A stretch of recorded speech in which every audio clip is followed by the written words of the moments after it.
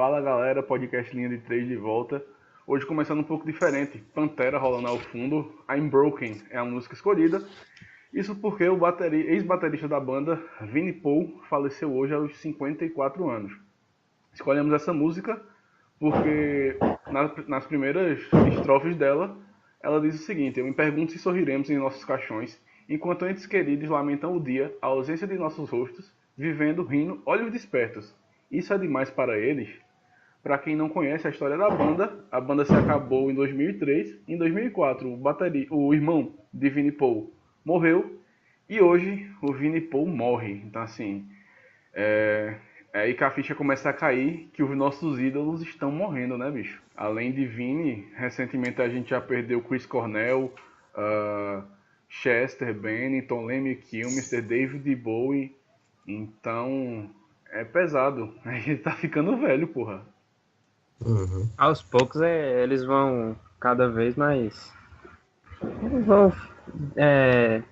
seguindo o que a gente nunca espera, né? Porque a gente gosta tanto dessas pessoas que a gente nunca espera essa hora, né? Sim. E Vinnie Paul morreu Mas, só com infelizmente, 54 anos, pô, enquanto dormia. pois é, Então, muito novo. uma fatalidade imensa. Mas, E tem gente, às vezes acontece até de morrer mais novo, né? Tipo, sim, a Avicii agora morreu. Acho que ninguém aqui era muito fã dele, mas assim, ele tava fazendo muito sucesso e morreu bem novo também. aquele rapaz lá, não sei como é que pronuncia, 3x Tentação. XXX X-Temptation, né? Tentacion, velho. O próprio também morreu aí com É, menos de 20 anos, né? Então, assim, é, complicado. é pesado. Mas, enfim, vamos seguindo. A turma aí vai ter que se acostumar com os fogos de fundo, né? Porque a gente mora no Nordeste e hoje é São João. Então, assim, não tem como evitar os fogos de fundo, né? Mas nada que atrapalhe demais. E aí vamos dissecar esse dia que, porra, foi sofrido. A gente começa com o jogo das 9 horas. Bélgica 5, Tunísia 2. Um passeio da geração belga. Eu acho que a nossa queridíssima possante geração belga está correspondendo ao que a gente esperava, o que a gente criou de expectativa pelo fato da equipe ser recheada de ótimos jogadores, do goleiro ao centroavante e até o banco. Tem ótimos jogadores, é um elenco muito bom, porque até os reservas são bons jogadores. E enfrentando seleções como o Panamá e a Tunísia, a gente esperava que a Bélgica conseguisse ter boas vitórias, e ela correspondeu nos dois jogos, diferentemente da maioria, se não todas as seleções grandes também, com bons elencos, que não tiveram o mesmo êxito. A França contra a Austrália não jogou bem, o Brasil contra a Costa Rica também foi sofrido, contra a Suíça também. Portugal contra o Irã. Foi o Irã ou foi o Marrocos? Marrocos. Contra o Marrocos. A gente também esperava, depois do 3-3, uma atuação bem melhor do Portugal e também decepcionou. Então, não dá para projetar até onde a geração belga brilhantíssima e possante vai chegar, nem dá para dizer que é uma candidata ao título, e nem dá para desconsiderar essas possibilidades. Apenas dá para dizer que ela está correspondendo o que a gente espera dela. É muito por aí. Quem assistiu o primeiro tempo hoje viu já um passeio, né? O primeiro tempo termina 3-1 para a Bélgica, com a sensação de que cabia mais, mas a Bélgica tirou o pé. Mas Batshuayi perdeu 80 gols. Né? E aí é segundo tempo. Mas no primeiro tempo, tudo começa com um pênalti duvidoso, que o juiz preferiu não acionar o VAR, porque o contato, pra mim, foi na linha, então é pênalti. Mas eu vi muita gente dizendo que foi fora, que não sei o que. Mas eu acho que não foi esse lance que decidiu a partida, porque a Bélgica entrou em campo jogando um belo futebol. Então, se não fosse naquela hora, chegaria o gol logo logo. E aí, Lukaku fez 2 gols já no primeiro tempo. e se igualou a Cristiano Ronaldo na artilharia da Copa do Mundo com 4 gols. Eu vi muita gente dizendo que a Bélgica só ganhou porque era a Tunísia. E a Tunísia perdeu 2 jogadores por lesão no primeiro tempo. E isso mudou o jogo. Bicho, é muita má vontade. Sim. Demais. Eu acho que não, realmente a única seleção que a gente botou expectativa e tá correspondendo é a Bélgica, né? Uhum. E aí, se você for ficar botando obstáculo, não vai satisfazer nunca, né? Pois é. Se fosse fácil ganhar da Tunísia, a Inglaterra tinha ganhado fácil também, né? Aí é que tá. Por que ninguém bate em cima da Inglaterra quando ganha naquele 2-1 sofrido? Pois é, que depois dos 10 primeiros minutos do primeiro tempo morreu. Sim. Jogou muito mal. Então, a gente viu uma Alemanha perdendo para o México e sofrendo para ganhar da Suécia. Também não está correspondendo o que a gente esperava dela. E então, dizer que a Bélgica não está indo tão bem assim, que é o que muitos falam, ou ficar desmerecendo as suas vitórias, porque os adversários foram Panamá e Tunísia. Para quem realmente está acompanhando essa Copa, sabe que isso é besteira, porque não está existindo jogo fácil nessa Copa do Mundo. Justamente. E se fosse tão fácil assim, o jogo, como eu disse, né, o jogo contra o Panamá desceu para o intervalo 0-0, com o Panamá apertando, um jogo bem truncado. E mesmo assim, segundo tempo, a Bélgica, com toda paciência, com calma, foi criando e fez 3 gols. Então, também não é tão fácil assim como dizem, como muitos falaram. Porque é muita má vontade, pô. Tipo, a gente sabe, é inegável que a Inglaterra tem mais camisa, tem mais história, tem mais tradição. A gente não tá discutindo isso. A gente tá discutindo que o momento da Bélgica é, de fato, um bom momento. É uma geração talentosa, que para a história da seleção belga tá conseguindo feitos nunca antes conquistados, chegou na quarta de final de Copa do Mundo. Então, assim, fechar os olhos para isso é muita, sei lá, é muito romantismo.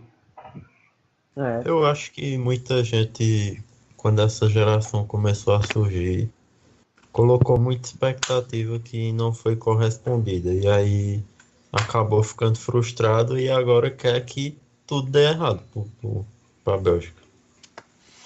Pois é. E eu sempre faço a comparação com a seleção da Espanha, né? Que até 2010 também não tinha nenhum título mundial. E não era uma seleção com tanta tradição assim em Copa do Mundo. Era zoada por muita gente também por nunca ter ganhado. Mas teve uma ótima geração, o time se ajeitou e na Copa de 2010 arrebentou, ganhou. E hoje é respeitadíssima a seleção espanhola. A gente pode estar vendo o mesmo caminho de uma Bélgica, por que não? O que é que evita isso? Sabe? Vai depender realmente deles e do futebol deles dentro de campo.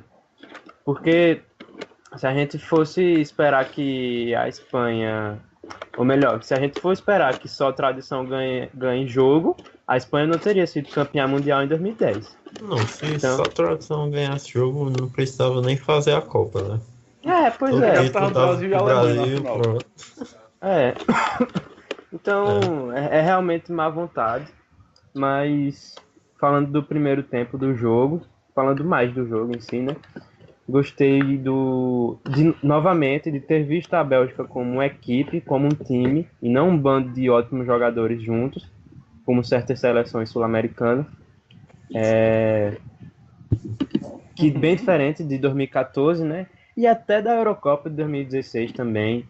Ela teve uma melhora considerável.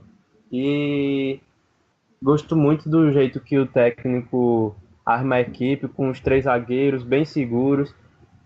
Só Witsel de volante, mas De Bruyne faz o papel de segundo volante praticamente, porque ele joga bem recuado, bem no estilo do Manchester City mesmo. Até um pouco mais do que no Manchester City. Vindo buscar a bola o tempo todo com o Witsel.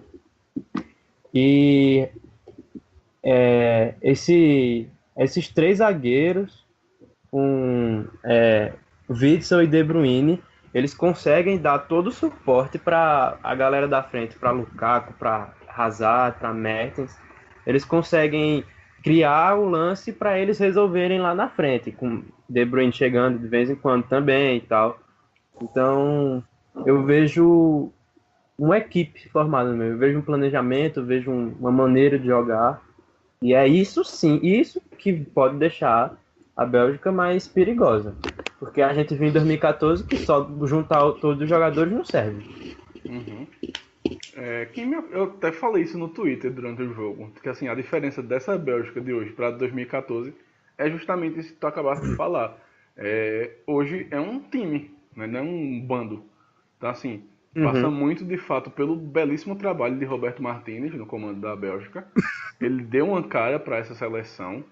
A gente já vê a Bélgica jogando coletivamente, jogadores se entendendo, algo que Mark Wilmots não conseguiu em 2014 e que mesmo assim levou a Bélgica para as quartas de final, caiu para a Argentina perdendo só por 1-0.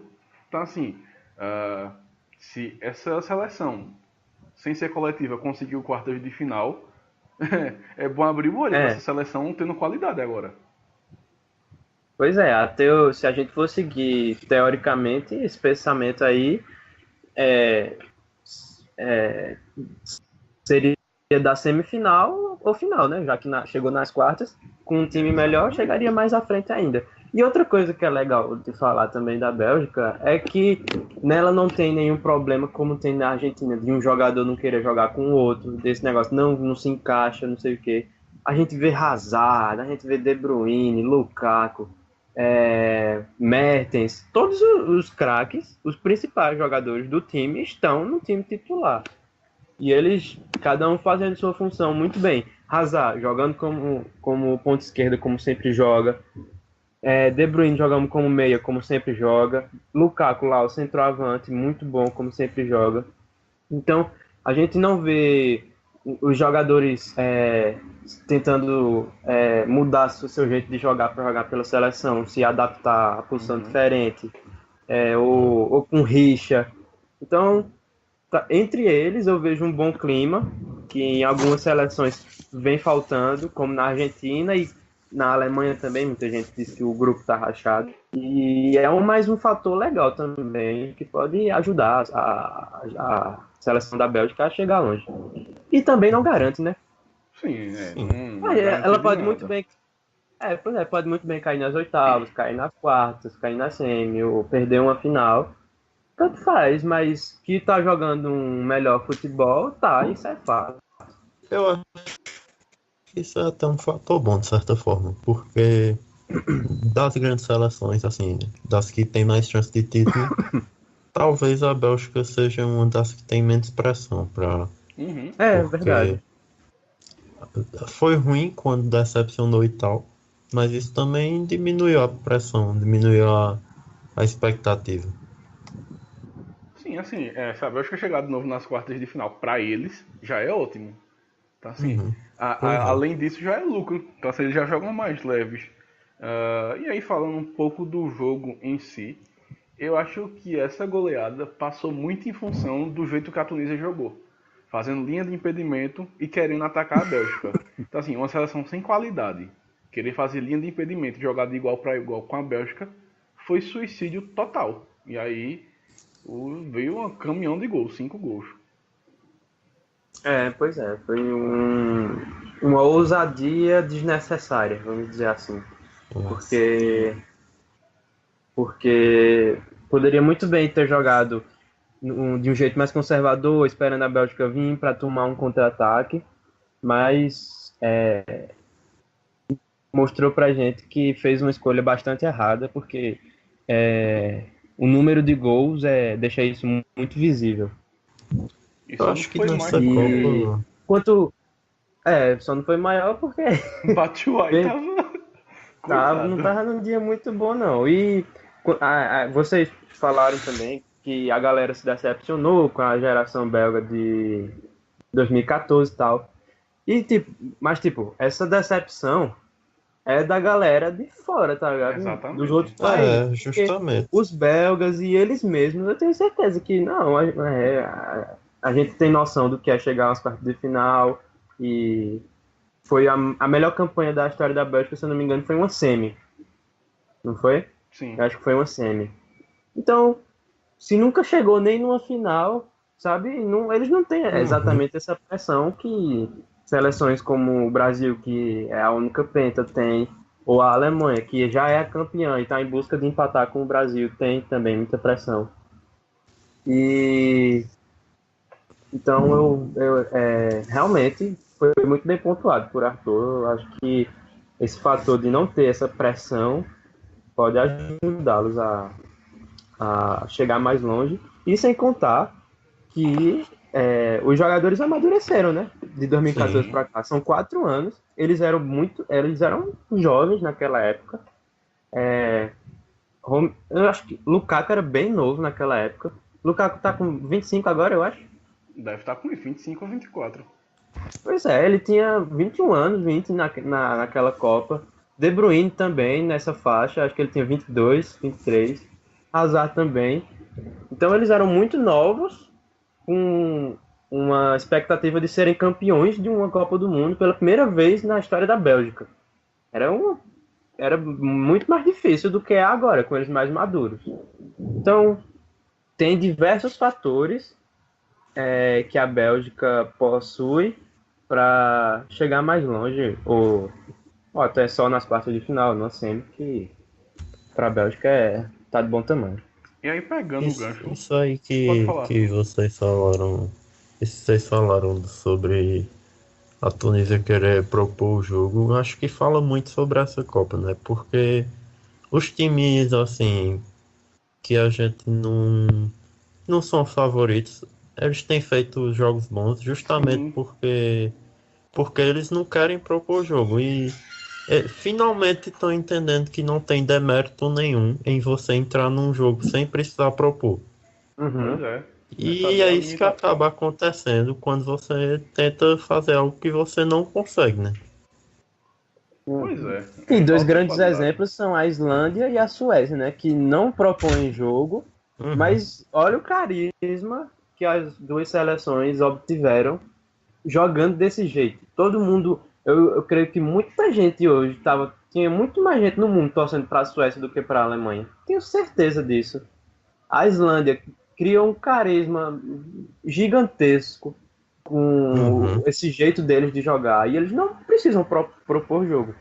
Então, jogo defensivo também atrai torcedor, também faz com que a torcida É. compre a ideia, também é um jogo com méritos e não tem nenhuma vergonha em jogar assim. Pois é muito por aí. É ter noção do que você pode oferecer diante de cada adversário.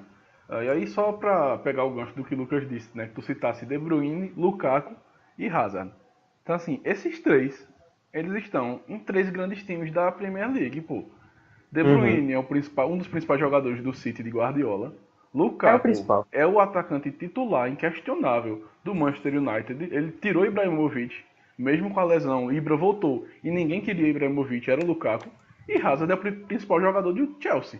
Então, assim, maturidade eles têm, já lidam com uma responsabilidade enorme, jogam um campeonato gigante, são acostumados com a pressão. Então, assim, é para abrir o olho, porque essa Bélgica tem condições totais de ir longe. A gente não está dizendo que vai ser campeão porque ganhou da Tunísia e do Panamá, mas desacreditar da Bélgica, desmerecer o que eles vêm fazendo também é muita má fé com a Bélgica. Exatamente.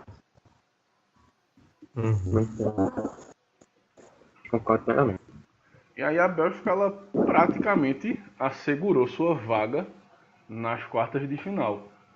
Provavelmente essa confirmação vem amanhã de manhã. Basta a Inglaterra empatar com o Panamá. Né? A gente sabe que a Inglaterra gosta de dar umas flopadas, mas tá com a porra que vai perder pro Panamá. Então, se perder, pede pra cagar e sai da Copa, pelo amor de Deus, pô. Mas já considero a Bélgica nas oitavas de final. A Tunísia vai depender disso. Se o Panamá vencer, a Tunísia tá viva nessa brincadeira. Mas, enfim, só um milagre para salvar a equipe africana. E aí a gente avança, chega ao jogo do meio-dia, que foi Coreia do Sul 1, México 2. Um jogo bem interessante, né? Sim, acho que o México. Muita gente tava curiosa para ver esse jogo, para ver como o México só ia se comportar, né? Jogando como o favorito, vamos dizer assim. E acho que o México jogou bem. Ah, Osório. Quem foi que tava narrando o jogo, vocês lembram? Na Globo? Eu acho que foi Eu Kleber assisti Sport TV. Foi Gustavo Villani. Sim, ele falou uma coisa bem interessante que eu não sabia. E eu não sei, não entendi especificamente, mas dá para ter uma noção de como o Osório treina o México. Ele falou que o México nunca repetiu uma escalação em 3 anos Não, mas isso aí de é Osório. característico de Osório, né? Então acho que assim, dá para esperar do México que ele possa jogar de várias formas, não só assim, independente de como ele entra pro jogo, se ele entra como favorito ou como o time que vai defender mais. Acho que dá para esperar sempre do México um bom futebol, né, nessa Copa. Agora, lógico que tem as limitações técnicas, tudo, né? Sim. Mas o time tem jogado muito bem e soube aproveitar bem também os seus jogadores, né, de maior técnica. Eu acho que o jogo hoje ele foi muito engraçado, porque a gente esperava que a Coreia fosse jogar mais recuada e que o México tivesse que propor o jogo. Mas o Uhum. México ele teve dificuldades. Assim, quando ele teve a bola nos É. pés, ele ficava rodando, Uhum. mas não conseguia chutar, levar perigo. E os dois gols, eles saem quando a partida ficou mais aberta, quando o México ele não era tão superior na partida, que foi quando a Coreia tentou algo mais. Então assim, apesar disso tudo, de Osório não repetir a escalação, já começa a ficar claro que o jogo do México é esse jogo mais franco, mais aberto, onde ele tem a chance de contra-atacar. Sim, é. Assim, eu não acho que vai ficar limitado só a isso, mas Sim. eu acho que o forte é isso, né? Não tem como fugir. Eu gostei do jogo e gostei das duas seleções. Quanto ao México, eu achei que, ao meu ver, no começo eles tentaram ter a bola para criar, para ter comandar o jogo com a posse de bola, só que não conseguiam transformar isso em chances.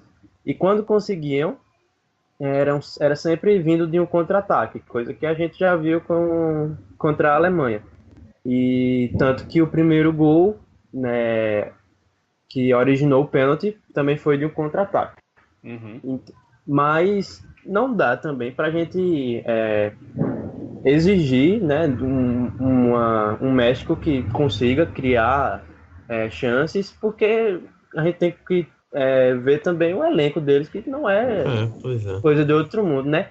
Tanto que Chicharito, fazedor de gol.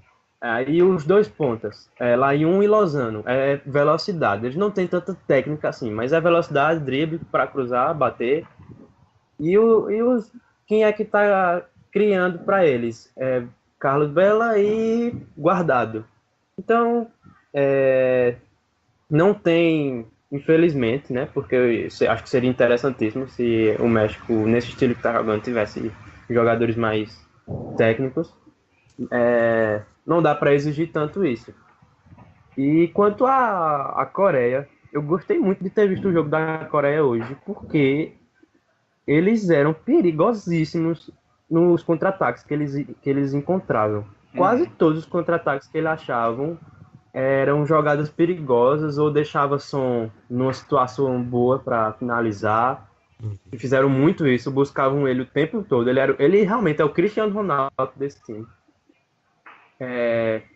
Os laterais sempre passando com muita velocidade. Gostei de ter visto o jogo, foi um jogo muito franco, muito aberto. E ficou mais do que comprovado que realmente o forte dessa equipe mexicana é o contra-ataque. E é muito perigoso mesmo. Sim, Acho que muito daí. o futebol do México, por mais que, mesmo que ele seja o favorito do jogo, assim, o México não consigo ver como um time que vai cadenciar o jogo. Uhum. Acho que é aquele jogo de ir direto pro gol, voltar para defender. Não tem muito mistério. Uhum. É justamente isso. E assim, hoje o Lucas falou muito bem.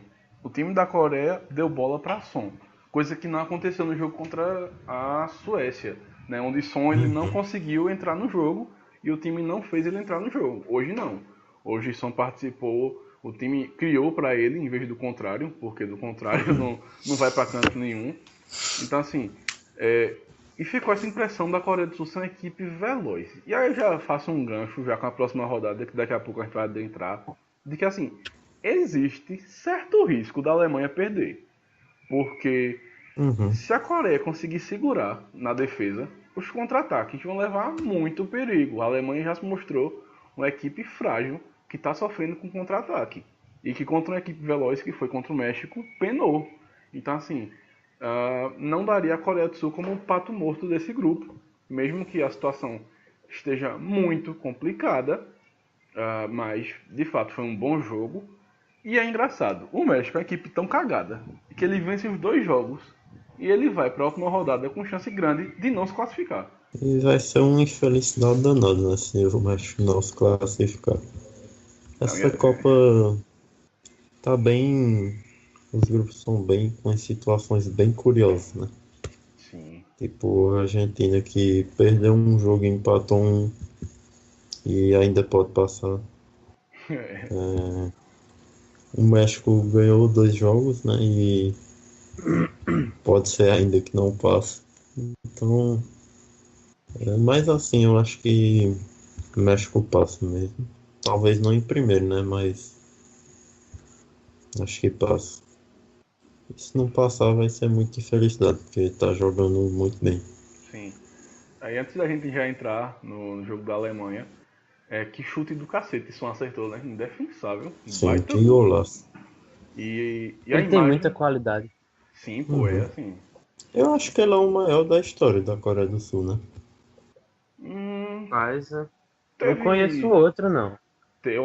Respeite a história de Park Jin-sung, que Do foi É, Manchester United, né? Manchester United. eu lembro dele, não sei. Não sei como os Eu coreanos Mas não é se sei porque dizer, sentem. ele não. Não era mais conheço, não. cerebral, ele era mais meio campista, pensador. Então, assim, É, não fazia tanto gol como o som é mais agudo. Então, acho que é uma boa disputa. Pra turma que escuta a gente na Coreia, responda aí. E acho que a imagem do jogo é Son chorando no vestiário, sim, né? É de que, coitado. assim, ele não conseguiu, ele botou esse peso nas costas e ele sabe que ele não consegue. Então, assim, é uma imagem Uhum. que machuca, porra. É, e logo ele, que é um personagem muito carismático, né? Acho que todo mundo É, do mundo que acompanha o futebol internacional conhece ele e gosta muito dele, né? Um personagem muito é, carismático e tal. Ele joga muito bem, é inegável isso. E, inclusive, gostei do jeito que ele jogou nesse jogo, porque ele ele tinha hora que ele era meio que centroavante, ficava esperando receber a bola no contra-ataque, aí caía pela esquerda, caía pela direita, às vezes recuava um pouco para tentar criar. Então ele realmente tinha que fazer diversas funções nessa equipe, e aí o peso fica muito grande só para um jogador. é. Pois é, realmente é muito complicado. Então vamos ver o que é que Son e sua trupe podem aprontar. Eu acho que Pra cima assim, da... o problema é porque assim, tem outro bom jogador que é Ki, mas Ki é volante, então assim, ele não tem essa É, conexão tão grande, né? Fica muito isolado. uhum. E principalmente nesse esquema que o técnico coreano armou, ele é primeiro volante. Que ele não Hum, ataca de jeito nenhum. Porque eu já vi no Swansea ele jogando como um meia já mais perto da área, já mais avançado. É, em 2014, o Swansea venceu o Manchester United lá em Old Trafford com um gol dele. Eu acho aquele jogo inesquecível. Uhum. Eu acordei 8 horas da manhã pra assistir aquele jogo. Eu sou puto com o Flamengo, porque eita time pra vencer o United. E ele tem uma qualidade de passe, ele tem uma qualidade de lançamento, mas nesse esquema da Coreia do Sul ele joga como primeiro volante. Então não tem nem como ele ajudar muito no ataque. Pois é, então assim, é complicado, porque assim, se existisse essa conexão Ki e som, acho que dava pra dar um caldozinho melhor. Mas agora, restando um jogo, não vou esperar que isso vai acontecer. Sabe de quem? De um craque chamado Toni Kroos. Camisa 8 é o nome da emoção. E aí a gente escuta a narração apoteótica de Luiz Roberto do gol de Toni Kroos. Isso porque agora a gente vai chegar e falar do jogo mais épico do dia e, pra mim, um dos melhores jogos da Copa na questão da emoção, que é a Alemanha 2, Suécia 1. O que é que vocês acharam dessa partida? Rapaz, no fim do jogo eu tava tremendo. Que jogo. Pois é. Acho que a Alemanha mereceu essa vitória, porque apesar da desorganização, a vontade estava muito grande, você via. E Kroos, se eu não me engano, foi ele que errou o passe, não foi do gol da Suécia. Ele errou o passe. E aí se redimiu. Mas a Suécia também gostei muito do futebol. Tava jogando dentro das suas limitações, né? Como a gente falou. Quando um time sabe suas limitações e sabe jogar, isso não torna o futebol menos vistoso, assim, necessariamente. E a Suécia, se eu não me engano, no comecinho mesmo do jogo, acho que uns 10 minutos, já chegou com perigo. E primeiro tempo, segundo, a única coisa que eu senti mais diferença foi que no primeiro a Alemanha estava tentando chegar mais organizado, estava tocando direitinho, e no segundo foi chuveirinho. Botou Mário Gomes e tomou bola na área, desespero total. Mas assim, também não acho que 1-1 seria injusto, porque a Suécia soube aproveitar muito bem e estava sabendo conter a Alemanha de um jeito que eles tiveram que fazer isso, né? Meter bola na área. Mas é o que é, né? Um time como a Alemanha pode acontecer isso. Eu achei o jogo, pra mim foi o melhor da Copa até agora, pelo que envolvia. Porque teve o jogo do Brasil também com um gol no finalzinho, mas que pelo que envolvia esse jogo da Alemanha ficar quase praticamente eliminada com um empate e tal. Isso era, acho que, muito pesado. A gente via a tensão nos jogadores e, para mim, por esse fator, foi o melhor jogo da Copa até agora. E é aquele jogo que, se a gente for olhar pelo lado da Alemanha, o resultado foi justo, porque foram eles que estiveram atrás do placar o jogo inteiro. E se a gente for olhar pelo lado da Suécia, foi injusto, pelo tanto que eles guerrearam, pelo tanto que eles lutaram o jogo inteiro ali. Os jogadores muito aguerridos. Então, mas é isso que deixa o futebol muito legal, deixa o futebol muito emocionante e gostoso de se assistir. E quanto ao primeiro tempo, Arthur foi perfeito no que disse. A Alemanha começou com o jogo mais calma, tocando mais passes, esperando a Suécia dar uma brecha. Boateng fazendo aquela função do zagueiro que auxilia os jogadores no ataque, que a gente vem comentando praticamente todo podcast. Que eu tô achando algo bem interessante de ver. E a gente sabe que Boateng faz isso muito bem, ele faz isso no Bayern de Munique também, de maneira até acima do que a maioria dos zagueiros podem fazer. Não à toa que o City quer ele, né? Que coincidência. Exatamente, Guardiola tá louco para contratar ele. E a gente viu uma Alemanha também que a gente começou a perceber que essa sim é a Alemanha que a gente espera. Porque contra o México foram diversas as ocasiões que eles perdiam a bola na defesa, quando ou tinha uma finalização ruim, errava o cruzamento bobo, os passes também eram bem bobos que erravam. E nessa não, quase todas as vezes que eles tentavam fazer alguma coisa no ataque, eles chegavam com perigo. Sim. Tava ruim a pontaria, tava, mas estavam chegando bem. Então, o primeiro tempo já foi muito bom da Alemanha. Só que, assim como o Arthur disse, foi organizado. Acho que assim, o primeiro tempo ele passa muito pelo que acontece nos minutos em que Rudy fica de fora, né? Ele toma uma bicuda na cara, sem querer, sem intenção, mas puta que saiu sangue, que eu tava agoniado. Eu nunca vi tanto sangue saindo de um nariz. Ele quebrou o nariz, né? Então... Quebrou e provavelmente tá fora da Copa. Mas esse tempo que ele sai, foi 5 minutos, ele fora, até Joaquim Low decidir que ele não voltaria para campo. A Suécia ela começa a tomar conta da partida. E foi algo que Roger Flores disse na transmissão da Globo. Por incrível que pareça, ele falou alguma coisa que preste. Então, o gol sai nesse tempo, né? Kroos erra o passe, a Suécia recupera, acelera um lançamento entre Kroos e Boateng, eu acho era Rudiger, não lembro. E Toivonen, com uma classe extraordinária, domina no peito e dá um toquinho na saída de Neuer. E aí foi assim, a única chegada da Suécia foi essa, e a gente tá se esquecendo do pênalti de Boateng e Berg, né? Um pênalti que poderia... Pra mim foi pênalti. Pra mim também. E que ali eu acho que seria para vermelho, né? Porque Berg estava indo em direção ao gol e chance clara, e Boateng era o último zagueiro. E um pênalti que poderia ter mudado a história do jogo, né?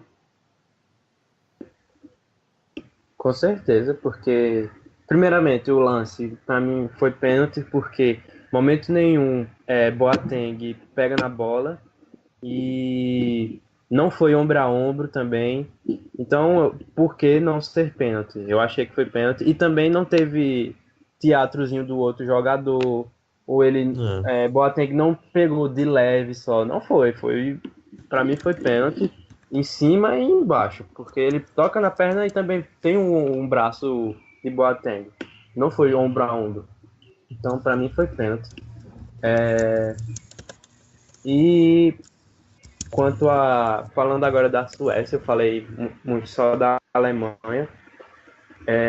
Foi mais uma demonstração do que a gente também comenta quase todo podcast aqui, dessas seleções que não são tão qualificadas tecnicamente.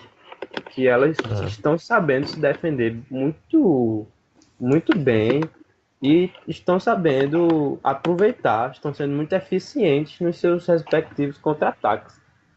E foi praticamente isso. A Suécia teve 2 contra-ataques, um saiu gol e o outro seria gol. Ou pelo menos teria sido pênalti se o juiz marcasse. Mas mesmo assim foi uma chegada de perigo. Neuer conseguiu fazer a defesa. Ele ficou de cara a cara com o Manuel Neuer. Então, a Suécia está viva, a Suécia está com chance de passar. Gostei muito do jeito que eles jogaram hoje. Eles estavam me dando agonia já. Acho que lá em Sochi é bem quente, é muito calor lá. Sim. Dava para ver o desgaste que eles estavam tendo. Eu até fiz a pergunta no grupo: quem é que vai cansar primeiro? A gente via no semblante deles, né, de cansar e estavam voltando para cada vez mais lentos do que no primeiro tempo. Talvez o clima de Sochi tenha até diminuído um pouco o rendimento deles, porque com certeza aumentou muito o cansaço. Esse jogo foi muito físico para eles, mas mesmo assim a Suécia está de parabéns pelo que apresentou nos 2 jogos.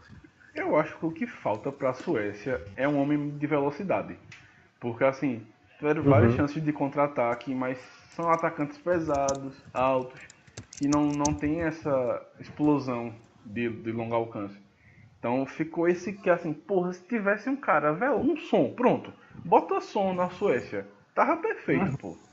Então, e assim, teve um lance, no último lance do primeiro tempo, que é uma falta para a Suécia, que Berg cabeceia e Neuer faz uma bela defesa. Que se essa bola entra e a Suécia desce para o intervalo com 2-0, eu acho que a Alemanha não virava esse jogo nem a pau. Pois é, eu também acho que não. No máximo conseguia um empate, mas não virava de jeito nenhum. Quanto ao segundo tempo, primeiro, eu achei que a Suécia cansou, como eu já falei, e gostei também da coragem das substituições que Joachim Löw fez, assim como o Tite fez contra a Costa Rica. Não teve medo de ir para cima, não teve medo de deixar a equipe mais ofensiva. Puxou o Werner para a ponta e ele rendeu muito mais, nem se compara. Ok, eles apelaram para os cruzamentos? Apelaram. Não foi nem um chuveirinho, porque muitos deles foram mais rasteiros. Inclusive, eu não vi tanto sentido. Para que botou Mário Gomes, jogador alto? A maioria dos cruzamentos foram rasteiros.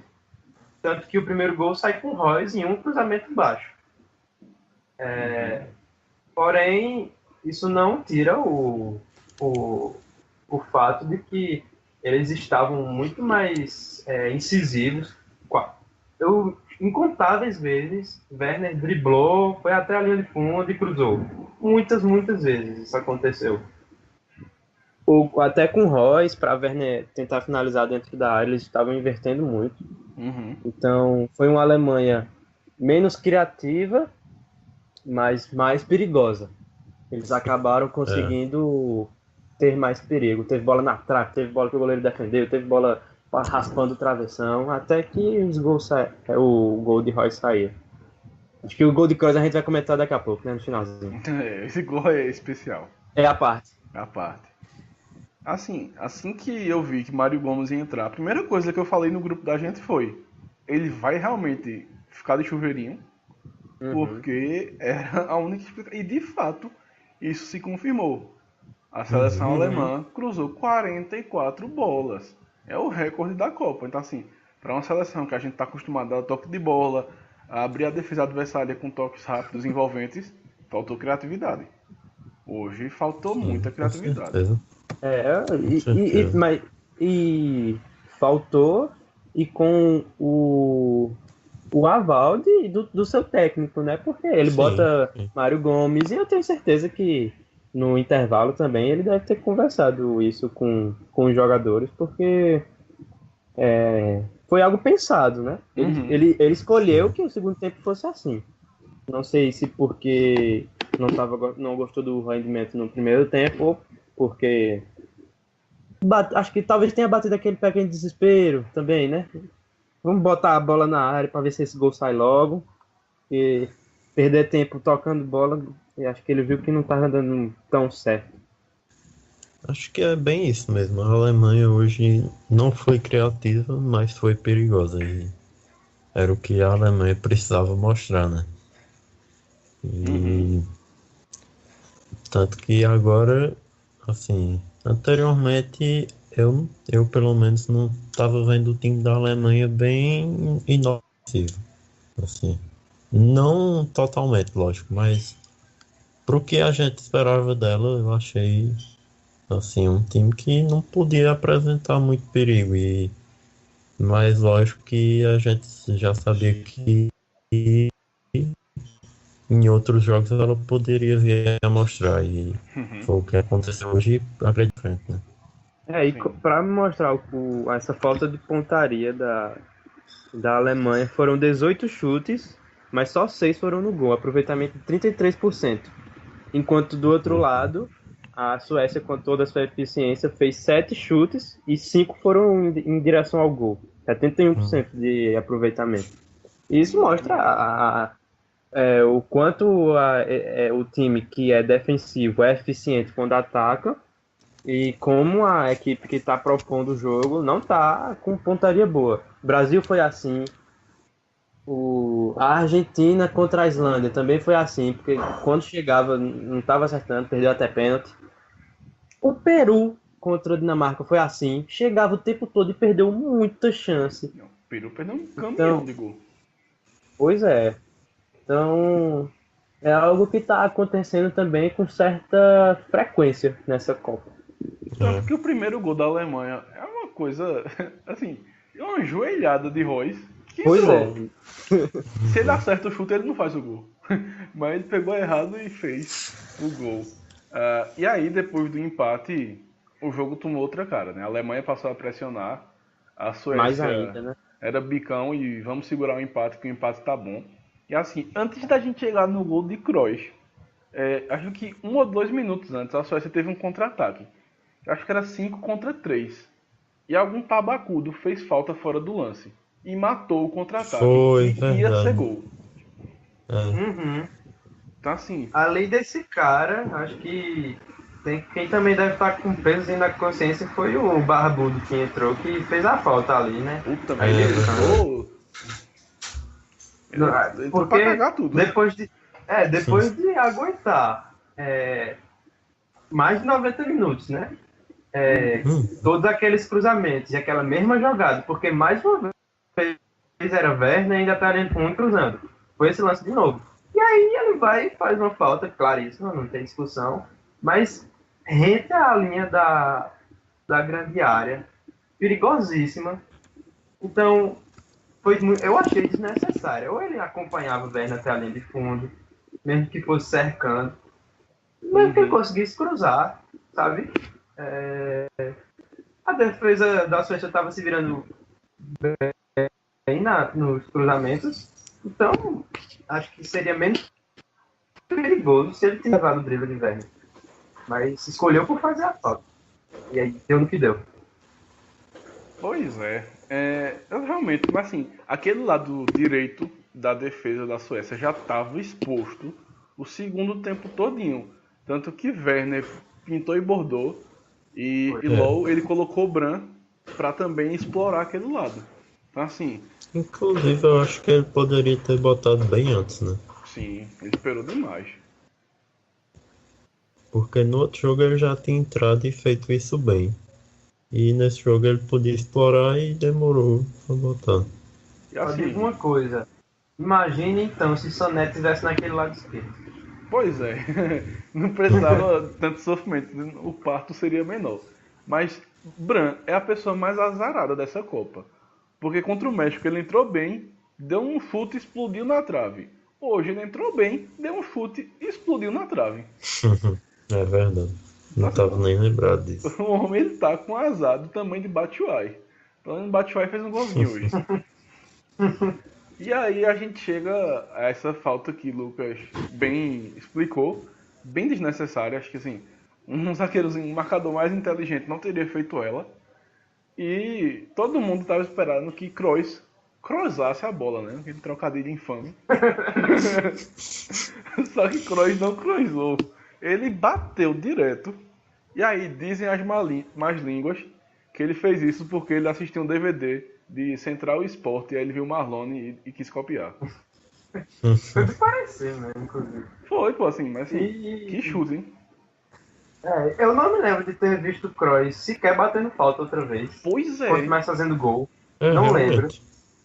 E isso deixa mais especial ainda, né? Porque quando foi inesperado, porque não é um cobrador de falta nato. Inclusive a Alemanha acho que também sofre do mesmo mal da Espanha. Não tem um cobrador de falta para dizer assim, eita, isso daí é perigoso.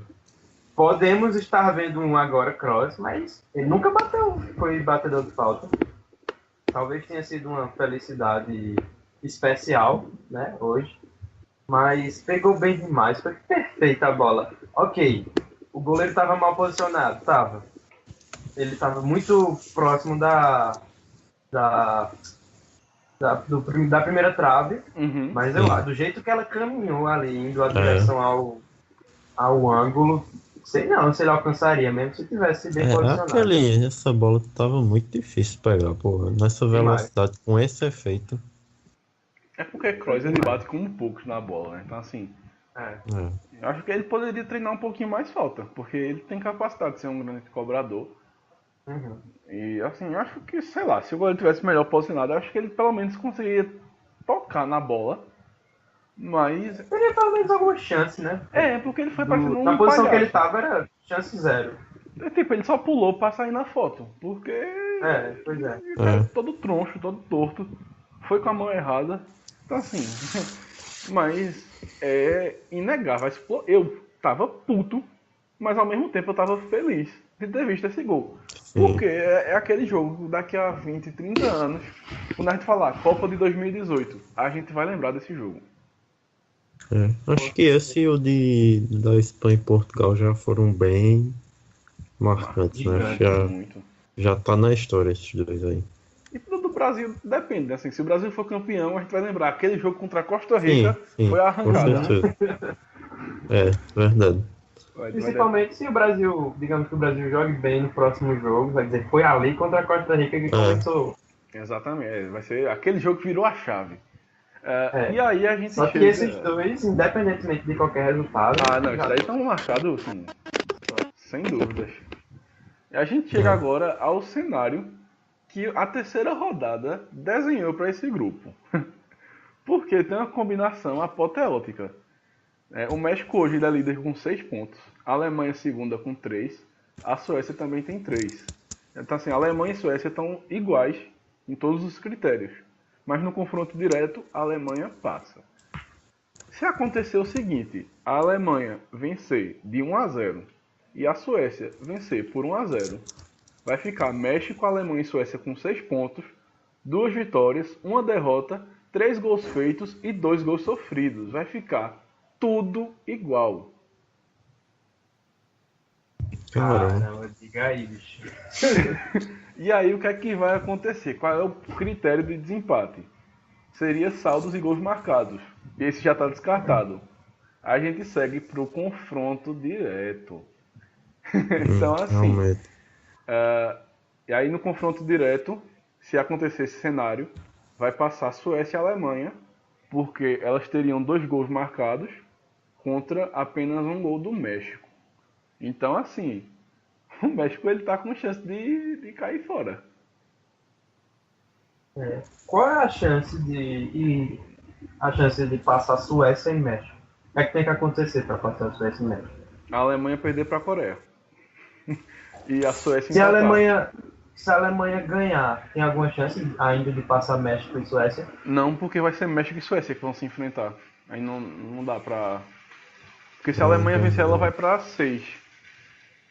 Então, mas isso, se Suécia ganhar, vai pra 6 também? Mas aí o México roda no confronto direto. Mesmo depende... Por causa que a Alemanha fez 2 gols na Suécia. Então assim, o confronto direto entre os 3 vai valer tudo. A Alemanha fez 2 gols, o México só fez 1. Então, o México roda. O México ele tem que vencer. Ou pontuar. A única chance de passar México e Suécia é a Alemanha perder para a Coreia do Sul e a Suécia pelo menos empatar. Caramba, diga aí. E tem um cenário mais apoteótico ainda que a gente vai ter que falar, porque tem chance de acontecer, que é a Coreia vencer a Alemanha e o México vencer a Suécia. Quem passa é a Coreia. Diga aí. Quem passa é a Coreia nessa brincadeira. Não, ele não dá para descartar, porque... Dá não. A Alemanha perdeu o primeiro jogo e esse segundo foi muito sofrido, então não dá para descartar, não. Dá não. Mas assim, simplificando ao máximo pro ouvinte. O México ele avança se pontuar, a Suécia ela avança se vencer e a Alemanha ela avança se vencer por 2 gols. Mas aí a turma que quiser cenários, vai lá no simulador do Globo Esporte, porque assim, pode acontecer de tudo nesse grupo F, que é o grupo que vai cruzar com o Brasil, né? Inclusive, no momento, é Brasil e Alemanha nas oitavas. Ai, ai. Ai, ai. E é bom a gente falar que esse grupo F, o jogo vai acontecer na quarta-feira, os jogos. E o do Brasil também na quarta-feira. Então, assim, o Brasil ele entra em campo às 3 da tarde e a Alemanha ela entra em campo às 11 da manhã. O Brasil entra em campo sabendo onde a Alemanha terminou. Será que o Brasil vai escolher adversário? Acho muito difícil. Rapaz, eu acho melhor deixar a Alemanha quieta. Eu acho que. Não sei. Talvez aconteça, mas eu acho difícil. Eu também. Eu, Pra ser sinceramente. sincero, eu não tô com medo da Alemanha, não. Assim, medo, como tava em 2014. Mas Eu, é um eu risco, não né? sei. Lógico. Eu não. Eu não sei, meu. Eu não sei, meu. Ô Galvão, Romero. Eu também não tô com tanto medo assim não, mas se vier, tudo bem, mas se eu tivesse escolhido pegar a Alemanha agora nas oitavas e não pegar, eu também não preferia não pegar agora. Só que lógico. o negócio é, será que os jogadores, será que eles estão com vontade de pegar logo a Alemanha? Será que eles estão com vontade de pegar um negócio? Pois é. Porque vencer aquele amistoso, ok. E tem Thiago Silva, tem Neymar, tem Fernandinho. Será que eles não estão com vontade de tirar um peso da costa de uma Copa do Mundo contra a Alemanha? Vai saber, né, o que é que passa na cabeça deles. Realmente. Mas assim, deixa eles quietos. Deixa eles na final só, se possível. Não tem pra que... Mas também seria interessante se o Brasil pegasse a Alemanha e já tirasse, né? Porque aí a moral vai lá pro espaço. Sem dúvida. Então, e tira a Amazônia. Tira, exorciza. Vai depender muito, né? Porque vai ter jornalista dizendo que o 7x1 é eterno, que não exorciza. Mas, cá pra nós, exorciza sim. Tira esse medo da Alemanha. Aquele pessoal lá do Piauí que pintou a rua de azul e branco. A turma deve estar... Puta merda, bicho. Eu amo brasileiro que passa vergonha. São os melhores brasileiros. Não, mas esse daí tem que passar vergonha mesmo. Porra, aí é foda, pô. Realmente. Aí vamos se fuder pra lá. Mas, inclusive, fizeram uma matéria, pô. O Globo Esporte lá do Piauí, deles assistindo o jogo da Argentina contra a Croácia. Depois eu mando pra vocês. É uma onda, pô. O cara fica chorando. Eu fico, vai te fuder, pô. Mas aí a gente encerra os jogos de hoje e avança para os jogos de amanhã. O último dia da segunda rodada da fase de grupos. Está acabando a fase de grupos. Viu? A gente fica aqui debatendo, a Copa já está chegando na metade, por incrível que pareça. Às 9 da manhã, Inglaterra e Panamá. Vocês acreditam que tem chance da Inglaterra flopar? Rapaz, olha, vê. Tem, né? É a Inglaterra, né? Tem demais. Não, e a Inglaterra, ela é tão flop que desde 1966 a Inglaterra só venceu 6 jogos em mata-mata. 6. Desde 1966. Então, é uma seleção que é praticamente profissional na arte de flopar, né? A Inglaterra é o Botafogo das seleções, eu tenho dito isso. Só tem um título e tal. Viveu lá do passado, flopa direto. Mas assim, o jogo em si, eu vou mesmo. Arthur, vai, dá o palpitaço aí. Antes eu queria dizer que se a Inglaterra for o Botafogo, Jorge Best é Garrincha. E continuando. E Rainy Rooney é Louco Abreu. Enfim, acho que a Inglaterra leva amanhã. Talvez se complique, mas acho difícil. Acho que uns 2-0. Amanhã eu acredito numa vitória da Inglaterra. Infelizmente fica meio imprevisível se a gente vai assistir uma Inglaterra melhor ou pior, ou do mesmo jeito do primeiro jogo. Mas Acredito que a Inglaterra carimba a classificação para as oitavas e eu dou 2-1 nesse jogo, porque o Panamá tem que marcar um golzinho nessa Copa. Eu também acho que o Panamá tem que marcar um golzinho, mas não vai ser amanhã, mas também não vai ser saco de pancada. 1-0 Inglaterra, gol de Kane, já aos 30 do segundo tempo. Sofrido. Sofrido. Isso até o tempo. Vai ser a cara da Inglaterra essa vitória. Jogando mal, tomando pressão do Panamá e acha um golzinho cagado lá. Pra turma dizer que a Inglaterra tem mais tradição que a Bélgica. Só pra isso mesmo. E aí a gente chega no grupo H, o grupo maldito. Né? Ao meio-dia. Esse eu tô ansioso pra ver esse grupo. Sim, amanhã vai definir muita coisa. Ao meio-dia, Japão e Senegal. Jogão. Rapaz, esse jogo eu não sei nem o que esperar, porque eu não assisti os jogos desses times. Mas acho que um empate de 1-1. Esse jogo, quer dizer, essa rodada é muito interessante, porque nesse primeiro jogo, Japão e Senegal, quem vencer está classificado.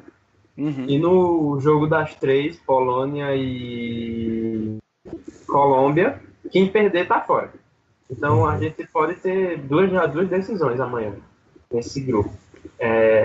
E quanto a Japão e Senegal, eu creio que Senegal vai tomar a iniciativa no jogo.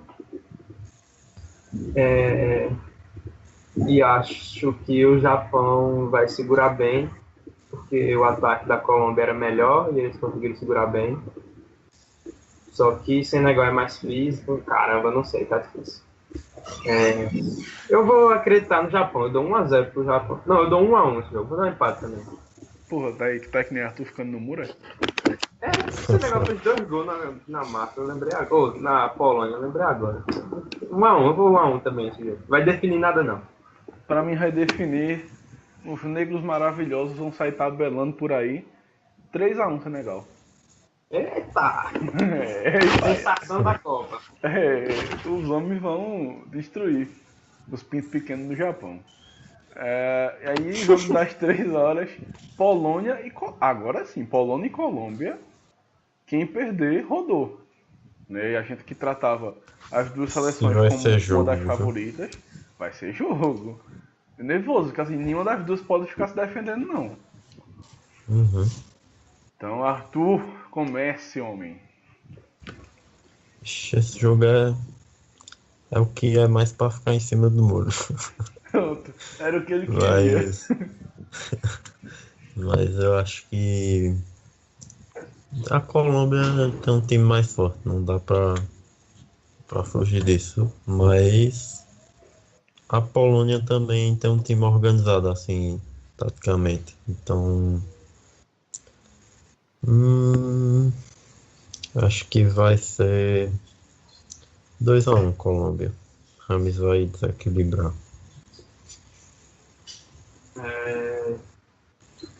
Eu aposto também na vitória da Colômbia. Eu dou 2-1 também. E pelo fato da Polônia ter me decepcionado demais, eu não ter conseguido enxergar uma melhora por parte do jogo. Foi pouquíssimo que apresentou contra o Senegal. Mas acho que faz um golzinho ainda porque tem Lewandowski. Uhum. Mas não consigo acreditar numa vitória da Polônia, não. Eu aposto na Colômbia mesmo. Também acho que a Colômbia ela é mais time que a Polônia. Mas eu acho que esse jogo vai matar as duas. Vou de empate, 2-2. Ixi. Vai matar as duas. Vou matar os dois, vai 2-2. E na última rodada eles que se lasquem pra lá. Pra mim acho que passa Japão e Senegal nesse grupo. Agora eu tô fechado com as zebras. Espero que seja esse placar mesmo, porque se for 2-2 é porque o jogo vai ser bom. Não, eu acho. A tendência é ter um jogo bem aberto. Porque a Polônia vai ter que sair dessa casinha de jogar fechada E a Colômbia vai precisar ir pra cima. Então, E a Colômbia já é um time ofensivo de natureza, né? Jogadores velozes e e tal. que não tem uma defesa forte. Então 2x2. Vai com o pai. Inclusive, infelizmente a gente não botou nenhum 1x0, né? Então assim, a chance de a gente errar tudo é grande. 1x0 é de praxe, pô. Mas o palpite vale mais pelo que você quer que o jogo seja, tá ligado? Exatamente, ninguém aqui quer 1x0, porque, porra. É, Não, eu botei 1x0 pra Inglaterra, não foi? Foi, eu botei 1x0, pai. Aí, Aí, vai eu vou acertar fechar, tudo, então. pô. A turma que se acordar de 9 da manhã vai ficar peidada, mas vai ser 1x0. É a cara da Inglaterra. Então, oxi, me lembrei agora que eu tava olhando, oxi, eu não botei 1x0, pô. Então, vai com o pai que vocês vão acertar aí. 1x0 Inglaterra no Panamá, isso é garantia. Mais alguma coisa a falar, senhores? Vai A Bélgica vai passar ser no campeã. outro grupo. Não. O outro grupo vai dar México e Alemanha. Também acho. Eu queria dizer isso. E nesse grupo vai dar Senegal e Japão. Eu vou tirar o México, pra mim passar a Alemanha e Suécia. Ixi, eu ficaria muito triste se isso acontecesse. Assim, eu Também. também tô gostando demais da Suécia. Também Não, achei não muito quero o México não. carismático. O México ganha muito do Brasil, não quero correr esse risco não. Deixa ele Realmente. falar. Deixa os homens quietos. Qualquer das três que passarem foram bem merecidas e tal. Mas a Suécia é bem mais acessível, né? Eu também acho. Não, vamos mudar meu palpite, essa porra. Vai passar México e Coreia do Sul, esse caralho. Foda-se. Eita. Pronto, Vai, tá foda-se ótimo. essa porra. Vai Vai, rodar agora Alemanha sim. e Suécia. Quero Tem mais europeu, nada a caralho, dizer não. Vai, te fudeu, europeu. Europeu só faz roubar o que é da gente. Então vamos se lascar. Vai passar essa porra. México e Coreia do Sul. Coreia do Sul vai fazer 3x0 na Alemanha. Isso aí. Hat-trick de som. Boa. Aí, vai chorar da alegria agora. Mas é isso, né? Porra, depois dessa a gente encerra com essa. Previsão aí. Pode fechar com a turma que vocês vão acertar México e Coreia do Sul. Amanhã a gente volta analisando a segunda rodada da fase de grupos. Com os destaques, decepções, melhor jogador. Então amanhã o programa vai ser muito quente. É isso, um forte abraço e até amanhã. Valeu. Valeu.